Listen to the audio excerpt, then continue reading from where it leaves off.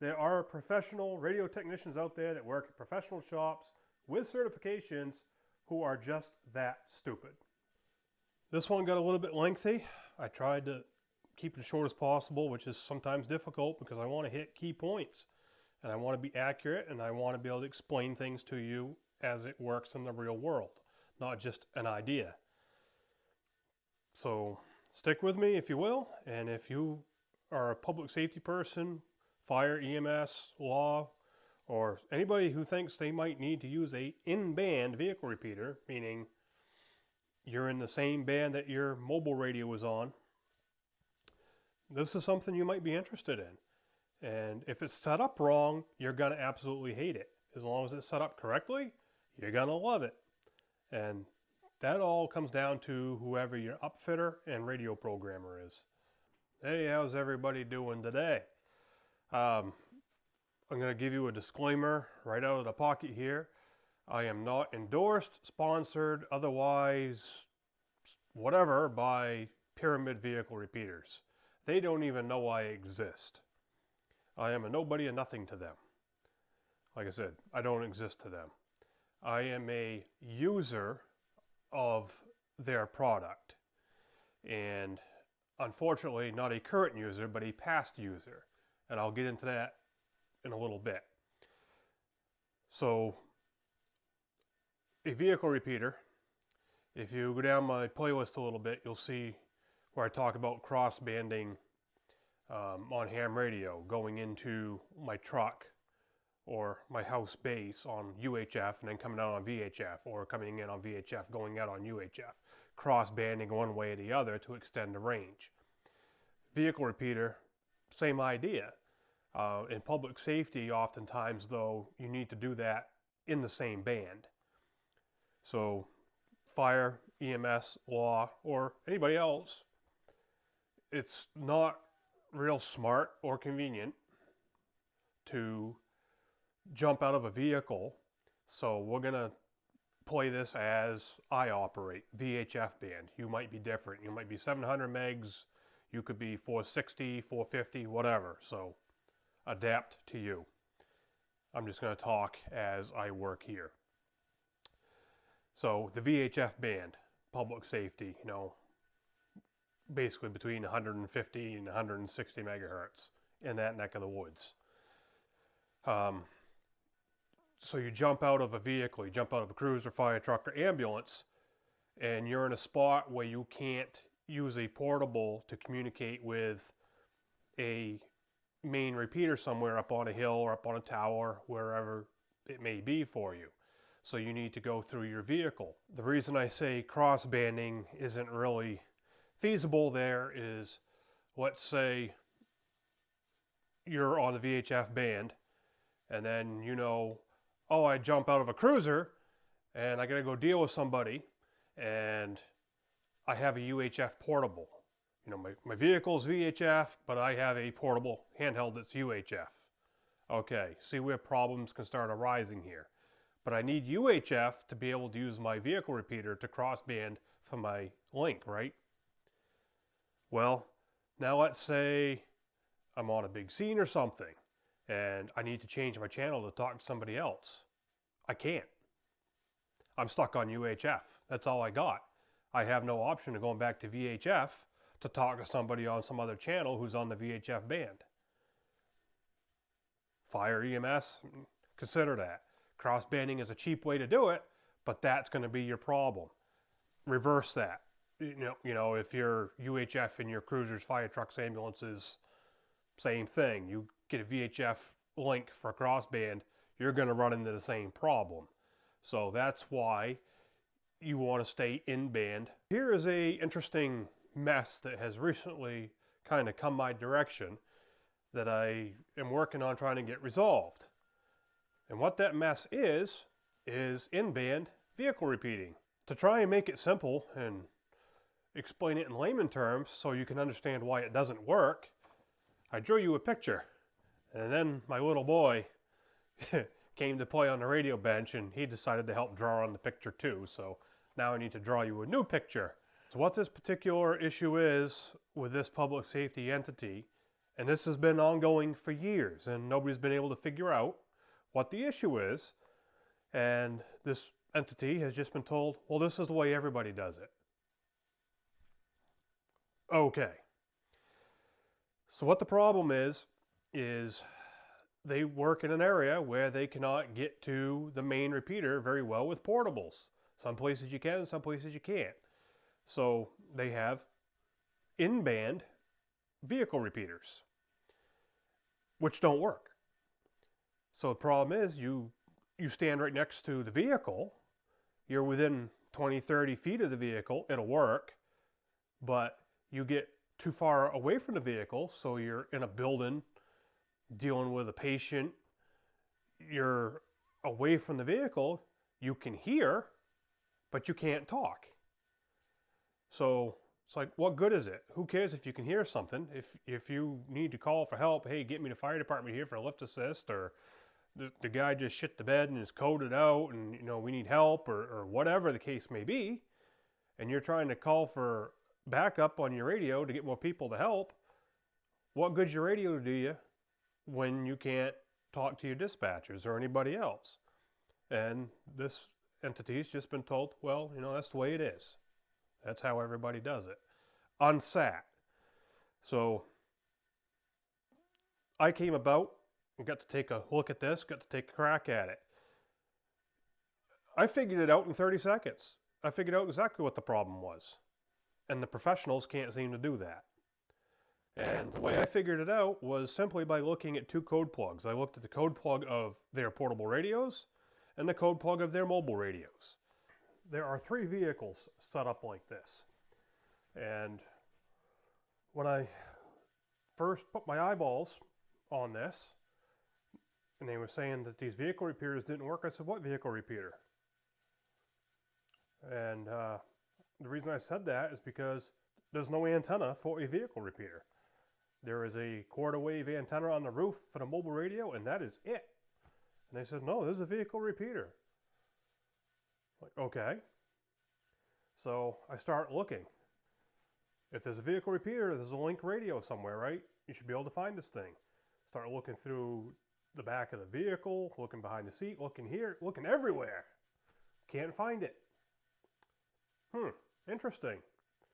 Well, come to find out, the link radio is in the center console, sitting right underneath the mobile radio. They literally have about that much space between them. The antenna for the link radio is in the engine compartment. Okay. They stick it up in the grill. So they do one of two things. They either take a quarter wave and stick it in the grill horizontally. Now we have portables with vertical polarization and this repeater with horizontal polarization. How about that? And then we have the antenna for it in the engine compartment. What's wrong with that picture? Anybody that knows anything about radios knows that in vehicles there's a lot of noise generated in engine compartments, and to keep antennas away from those, right? Even putting the antennas up on like fender mounts on vehicles, you can pick up noise from engine compartments. So these geniuses think it's a good idea to put the antennas in the engine compartment. Well, what's another thing that happens? Well, if the user parks the vehicle back to, and they're behind or sideways to that vehicle and they get 80, 100 feet away from it, what's going on? You've got a nice shield, don't you? Your RF has to get through that metal, which is reflective, to be able to get to that antenna that's in the grill horizontally. Ingenious. Absolutely ingenious. Now, I knew right out of the gate, just by eyeballs on the vehicle, that a major problem that was happening was desensing. Not seeing an antenna for a link radio tells me there was no pyramid repeater in these vehicles. Couldn't figure out what the hell was going on with these things just by looking at it. But when a mobile radio transmits, or any transmitter transmits, RF power is generated. Whatever level, I don't know. These vehicles, about 40 watts on these mobile radios. Some might be 100 watts. It all depends on what you get for a mobile radio or base, whatever. So we're going to say it's 40 watts. Gets generated as soon as that thing transmits. So now you have a receiver in the same band sitting in the same vehicle. So the transmitter is overpowering the receiver. That's called desensing. I didn't know what the frequencies were getting used at that point, but just from looking at it and seeing what I saw, I knew that's an issue. Anybody should know that's an issue if you have a clue about that much about radios. So I got my hands on the code plugs. How are the portables programmed? How are the mobiles programmed? And I no sooner looked at those and went, here's one, here's two, and put it together in my head within about 30 to 45 seconds, and I had it, and went, yep. So we take all these issues, and then we compound it with what I'm going to show you right here, and it explains everything. The little man hasn't gotten to this one with his artistic abilities yet, so I tried to block diagram this and make it as simple as I could so that somebody can understand it who's not real tech savvy. And the reason I want you to be able to understand it is because if you're in public safety and you're experiencing issues and you have vehicle repeaters that are not pyramids, you could have some mess like this going on. And this is unsat, and this would be why it doesn't work. And as you know, in public safety, you want stuff to work 100% of the time. So here's what we got going on. Here's our main repeater. Out on a mountain, up on a tower. And here's our frequencies and PL tones. So what that means is a repeater, you need two frequencies. You talk to it on one, you listen to it on the other. RX means receive, TX means transmit. You can see that here too. Transmit, receive. And then this is your frequency underneath. And then if I wrote PL with a number after it, that is a subaudible tone. You can't hear that, but that is required to open the squelch on the receiver you're transmitting to. CSQ means carrier squelch. So that means there is no tone being transmitted or no tone required to receive. So that's all going to come into play here in just a second. Now, if you have an idea about radios, you already see the problem, I'm sure. Problem is right here. This is how they expect these to work, and this is why it doesn't work. So your mobile radio in your vehicle transmits on 158.040 megahertz. That transmits out to your repeater. Receives on 158.040. Simultaneously, that retransmits your signal on 155.155. These PLs are subaudible. As I said, you cannot hear them. So you start talking, repeater does its thing, it transmits out, goes to dispatch, whatever other units you may be communicating with.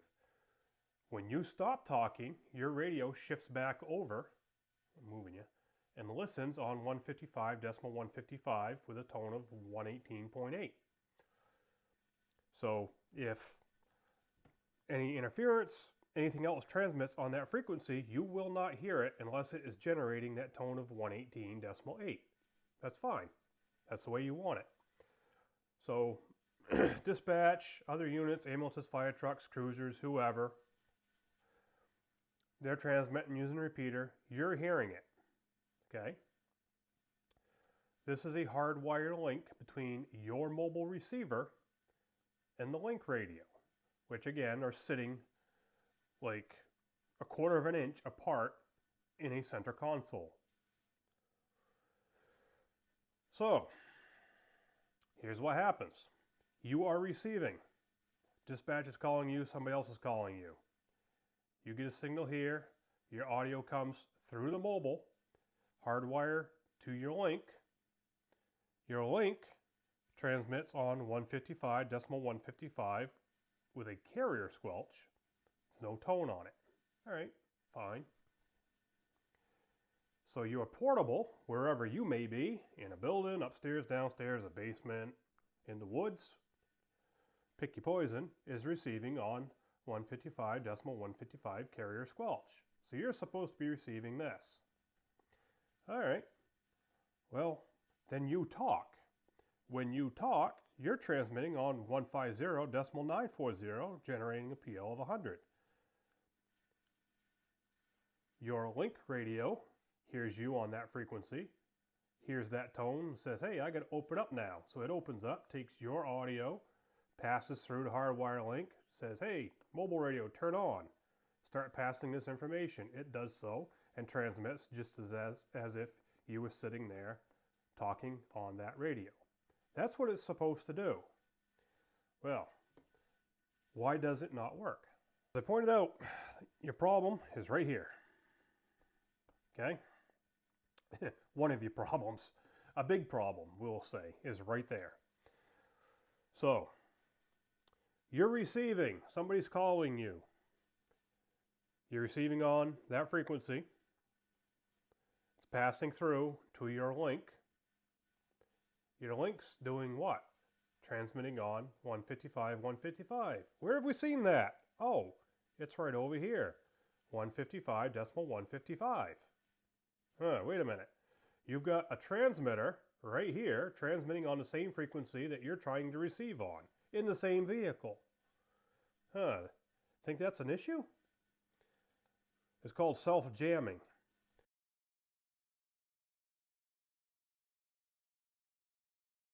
Well, that ain't no problem because this isn't transmitting a PL tone. And this requires a PL tone to open that receiver, right? So that's no problem. Oh, yeah, it is, Bob. Yeah, it is. And here's why. Because what else is going on?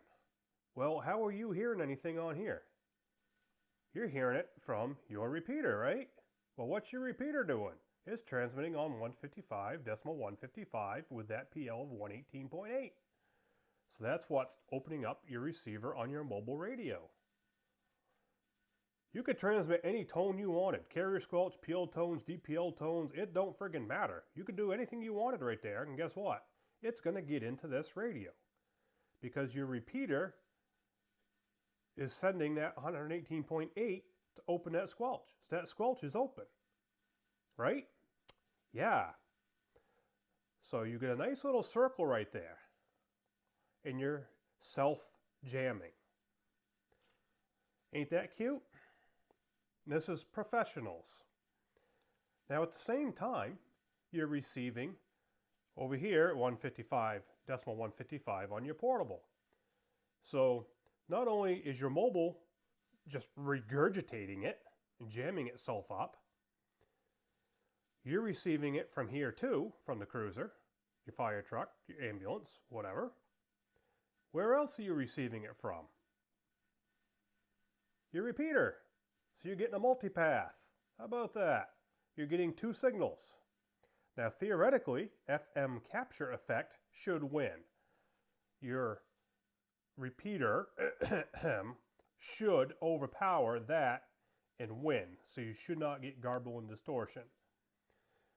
In theory. I know that's a little bit of a lengthy explanation, but I tried to make it detailed, but yet as simplistic as possible. Because I want anybody who might watch this, who's a fire chief, police chief, EMS chief, or even just bombing a barrel, that might be having issues with a vehicle repeater, to see this and maybe go, hey, is this maybe an issue? We got something like this.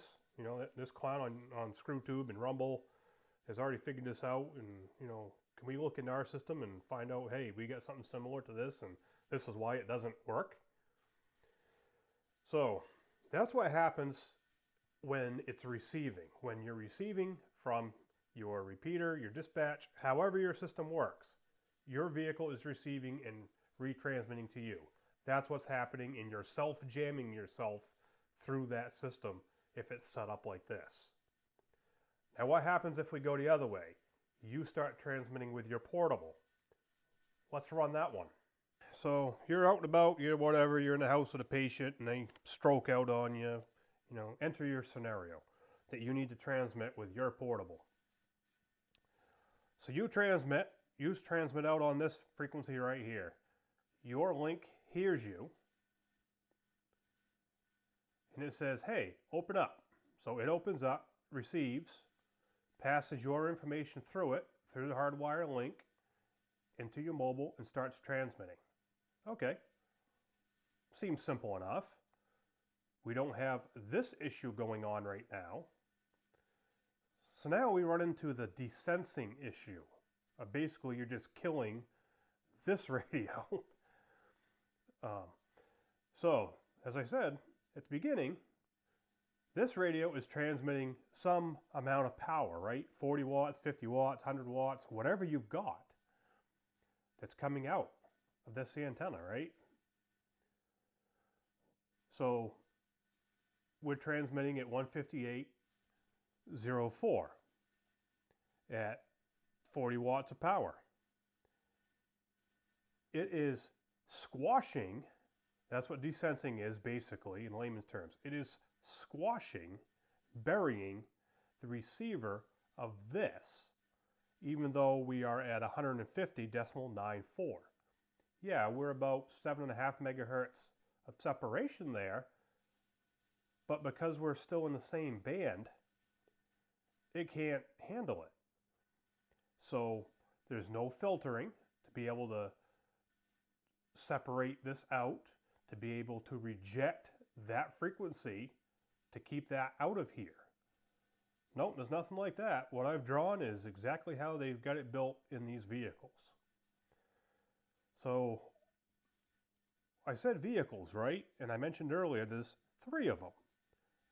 Well, do you see another issue that might arise here? If you get 2 or 3 vehicles, if you get these all on scene at the same time, and you start transmitting with this portable, what's going to happen?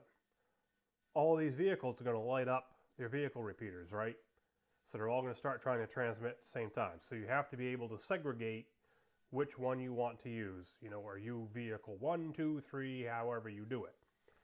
And the way that's done on this system is in the radio, it's on the channel selector. Vehicle 1, vehicle 2, vehicle 3. And if you knock yourself off from that, you're screwed. And here's how that's controlled.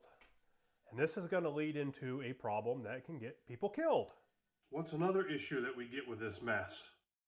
You get multiple vehicles on a scene, and the repeater lights up because dispatch calls, somebody else gets on the repeater or whatever. Now you've got multiple vehicles with their mobile radios receiving that signal. What's happening? Now you've got multiple link radios all transmitting on the same frequency at the same time on carrier squelch. They're all completely out of phase. So you've got multiple transmitters transmitting on the same frequency, and now you're listening to this crap in the field. So you've got multiple signals coming to your portable. Yeah, that's not a good combination. They didn't think that one through very well either. I've added on to my drawing here for you. So we've got 3 vehicles, right?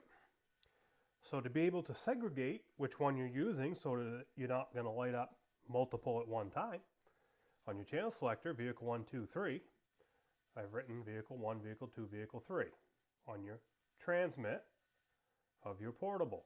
And over here in each separate vehicle, you've got same thing. Vehicle 1, vehicle 2, vehicle 3. So picture, you know, this is car 1.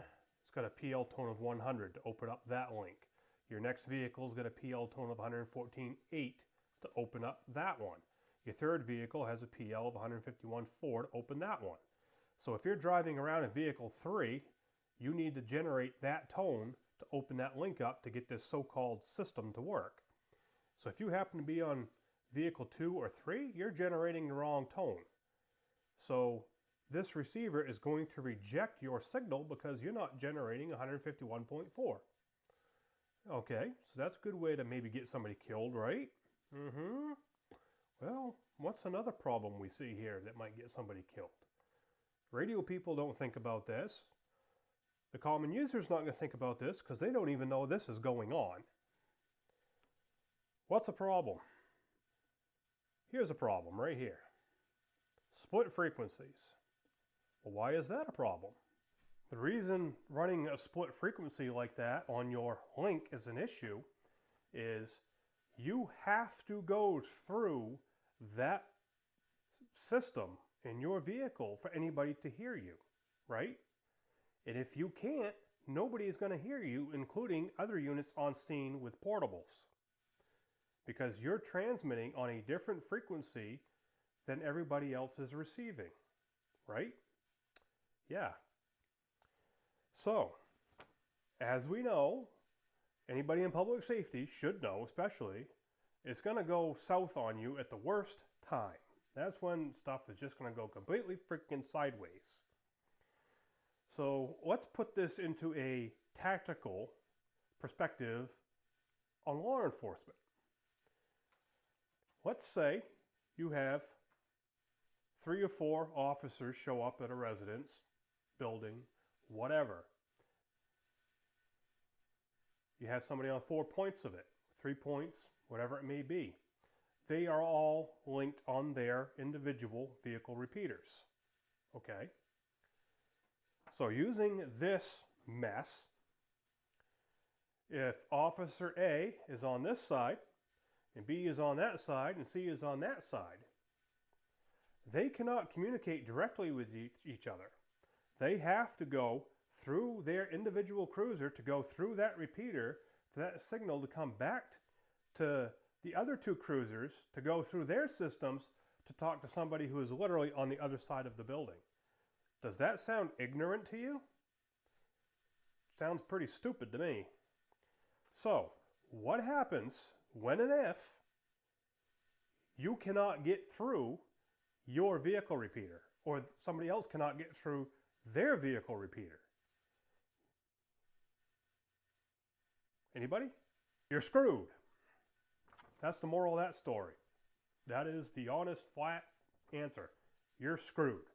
You cannot communicate with somebody who is literally maybe 75 feet away over there, because a mess like this crap doesn't work. And you're not talking on the same frequency because you're transmitting out on one and listening on another. But somebody in the professional world apparently thinks this is an awesome idea. All right. That's an absolutely stupid idea. And apparently somebody who came up with this has never really been in the real world and had shit go south on them. And they don't understand, if I lose this, I need to be able to communicate, right? So now let's talk about how pyramids work. I have used pyramids. I love the pyramids. I cannot say enough good about the pyramids. Completely unendorsed, completely unsponsored. I'm nothing to them. They don't know about me. I'm just telling you, they are friggin' dynamite. Right, so you've got a pyramid, or you're thinking about getting a pyramid. Here's how it works. And we're going to stick with the same frequency pair on our mobiles. You know, yours is going to vary. You might be running DMR or P25. You can do this with digital also. Not a problem. So, our repeater out on our mountain, on our tower, site's the same. Our mobile radio remains the same. And we have a hardwire link to our pyramid link radio. All right. So anybody who knows anything is going to put this link radio as far away from the mobile radio as they can. So the mobile radio, you know, usually is going to be up front somewhere so the operator can operate it. So the link radio, they're going to shove in like the trunk of a cruiser, somewhere near the back, in the back of the ambulance, somewhere to separate it from that. So the only thing that connects is the wire link. Now, you will probably also have a filter right here in your antenna line. And what that filter does is it's going to let your link frequency, notice I said frequency, not frequencies, it's going to let that pass and it's going to reject other frequencies. All right, now we're getting somewhere. We can block out stuff we don't want to hear. Cool. We have one frequency, and I picked this one. They have others that they can use also on the pyramids. I'm just picking on this one because this is the one I used. So this link, pyramid link, receives and transmits on the same frequency, which means your portable receives and transmits on the same frequency. And you can PL it, DPL it, whatever you want to do. And I suggest doing that. I'll get to that in a minute. So, now what happens? You transmit on 151.3, goes out, hits the antenna. This antenna can actually be mounted up on the roof of your vehicle. Hey, how about that? Looks like a soup can stuck on the top of your vehicle. It's a real antenna. Goes through your filter, hits your link radio. Yep, you're generating one PL tone. That's all you need, even if you have multiple vehicles. Or DPL, digital PL. It accepts it. Yep, open up. Pass my information. Passes it to your mobile. It does its thing. You're good to go. You do not have desensing anymore because we have filtering. Hey, how about that? So let's go from receive. You receive something on your mobile, comes in. Your audio passes from here, comes through your link radio. It's going to come out through, boom, transmits out on 151.3. It's sending that PL from the link. Your radio says, yep, I need to hear 100 to open. It opens it, and you're receiving on 151.3. It's pretty simple. Transmit, receive, same frequency. Seems a little simpler, doesn't it?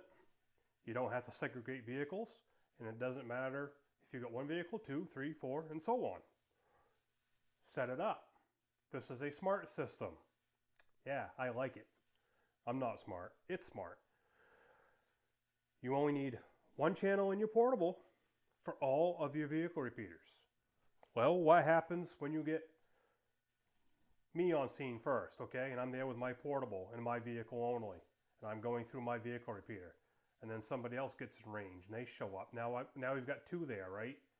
Well, what's going to happen? Because you're obviously going to hit both of those vehicles with your portable. So it's going to make them both transmit and you're going to get a mess. No, you're not. Because when these two vehicles get close enough and these two repeaters get within range of each other, guess what happens? The system says, hey, there's two of me close together. I'm turning you off. And I'm the boss. And I'm going to be the repeater. So this one just sits here as a dummy and does nothing. Your third vehicle comes in. It's active. It gets within range of this one. I believe it's the last in, first out. So whatever the last vehicle is coming in is always going to be your active. There's only going to be one active repeater, and it does it all automatic. You don't even know it's happening. It'll shut down all the other repeaters and only keep one going. You pull one of them vehicles out, if it's the active one, when that gets out of range, guess what happens? The system turns on one of the repeaters that's in standby. You don't even know what's going on, but it does it. So it's pretty slick. You don't have to do a damn thing. You don't have to change channels. You put your portable on vehicle repeater, however you label it. End of story. In the VHF band, to get a load of this, these will work with as narrow as a 2 megahertz split. So 2 megahertz of separation between the transmit frequency and the link frequency. That's pretty freaking tight. And it will do it. I've done it. The system I used in 2 vehicles, we were running just a whisker over 2 megahertz. It was like 2.3 megahertz of separation between the mobile transmitter at 40 watts and the link radio. And you know what? It friggin' worked like gangbusters. I could get a quarter mile away from that vehicle, talk right through it to dispatchers, crystal clear, not a problem. But yet this other, friggin' mess here that I just went through, you get much more than 20 feet away from it, it's useless. Completely friggin' useless. The link frequency being simplex, you're portable when you transmit. You're on the same frequency as when you receive. Why is that important? Well, as I mentioned about this abomination that was built, you had to go through your link to be able to talk to somebody else on scene if you have multiple people, right? With this, you don't. So, how does that work? It's pretty simple. It's called simplex. So we're transmitting and receiving on 151.3. Okay, nothing changes.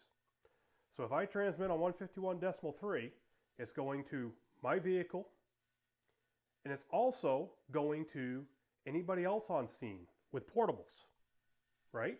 Because they're listening on 151.3. We are all talking and listening on the same frequency. Cool.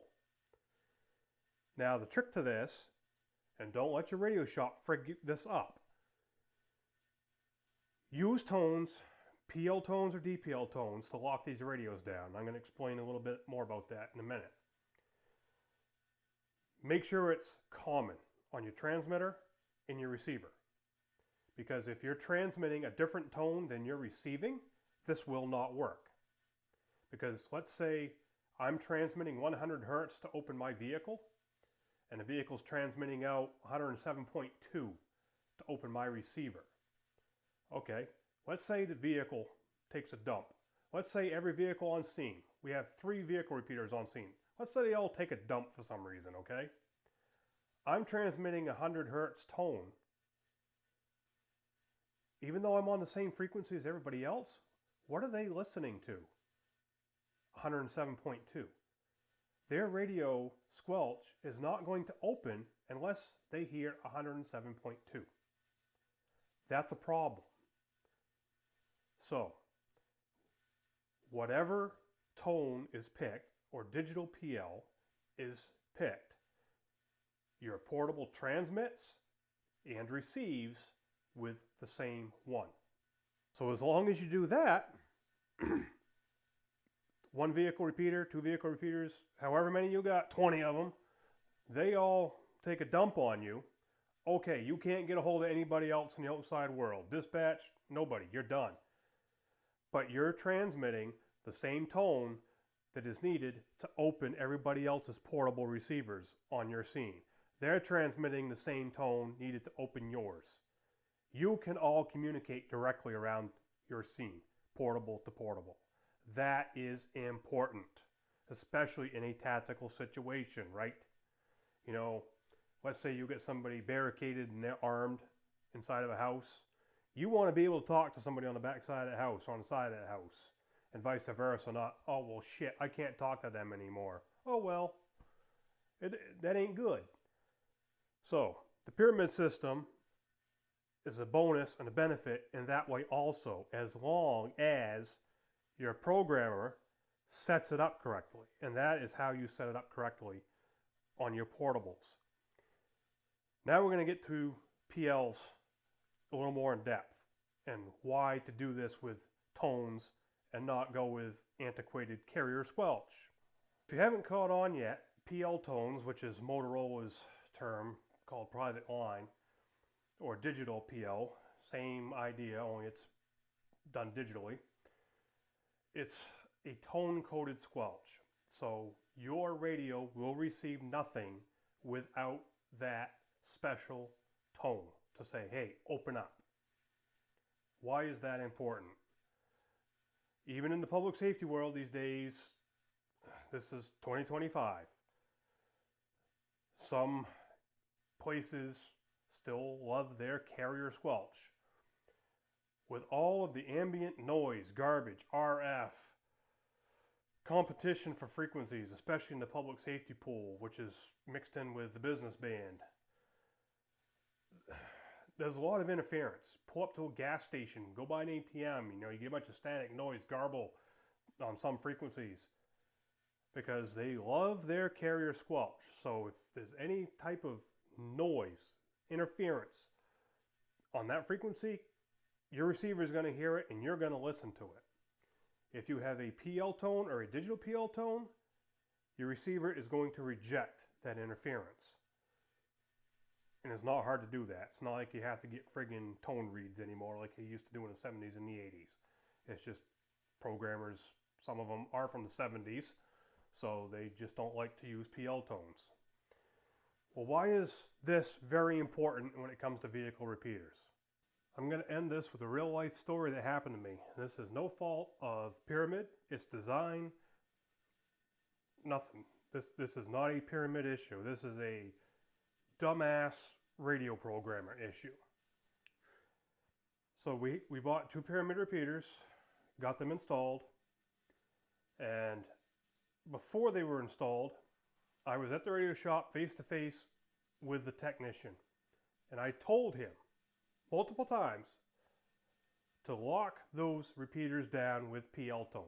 I didn't care what tones they were, but lock them down, because I don't want interference come across them repeaters.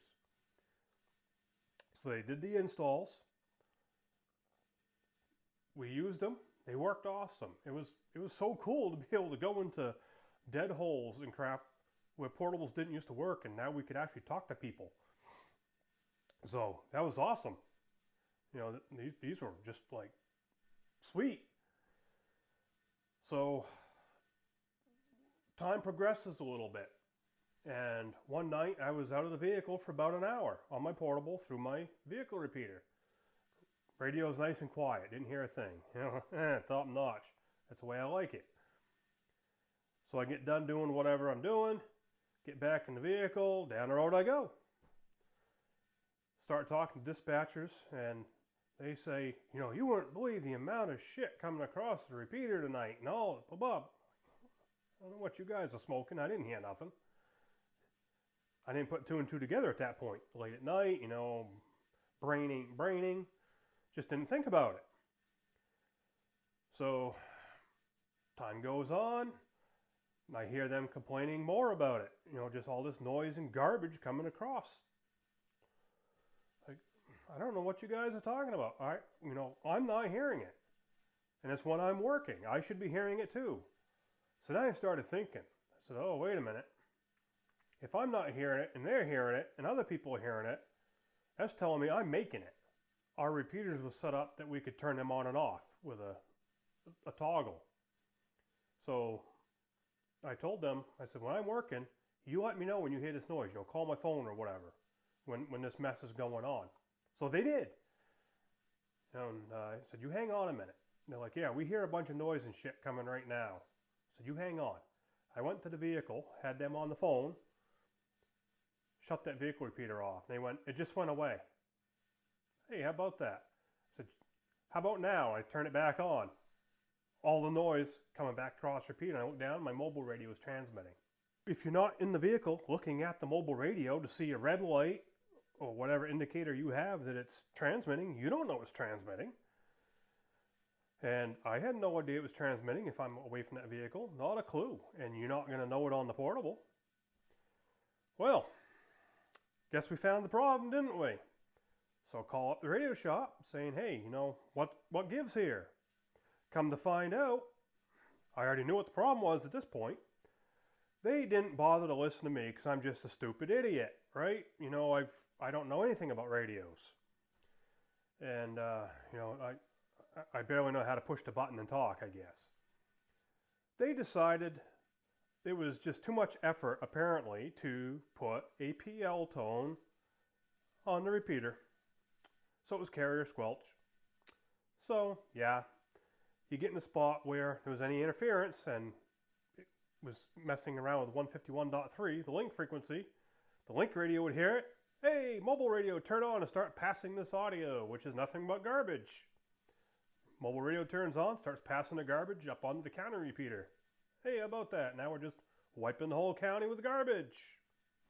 So we took both vehicles back to the radio shop and said, you need to fix this and you need to fix this last week. So they fixed it. Well, guess what? The problem kept on happening. Well, come to find out, their fix was they just turned the squelch up a little bit on the vehicle repeater. Yeah, it's too hard to program a PL tone, I guess. So the third round, it went back. They both went back. Finally got them to program a PL tone into these things. And guess what happened? All the problems went away. No more interference. It wasn't keying itself up. The only time that radio keyed up is when we wanted it to, just like it should have been on day one. But they're professionals, and I don't know what I'm talking about, so they did it their way. Yes, there are professional radio technicians out there that work at professional shops with certifications who are just that stupid. So that was no fault of Pyramid whatsoever. That was the fault of a dumbass at a radio shop who just decided, I'm going to do it my way because I don't care. Yeah, and that's what you get sometimes. So if you want to get Pyramid repeaters, I think you're going to like them. They work awesome. I like them. I cannot say enough good about them, honestly. And again, unendorsed, unsponsored. They don't even know that I have a heartbeat. I just want to pass on. I've used them. I've used them at distance, quarter-mile plus away from a vehicle. They work great. Used them multiple users on one. So, you can take 2 or 3 people with portables using one Pyramid. It works. It'll do that. I've used them with 2 on site before. And they're just incredible things, especially to be able to do it in band. So check them out. Yeah, they might be a little pricey, but hey, they're worth the money. Catch you later.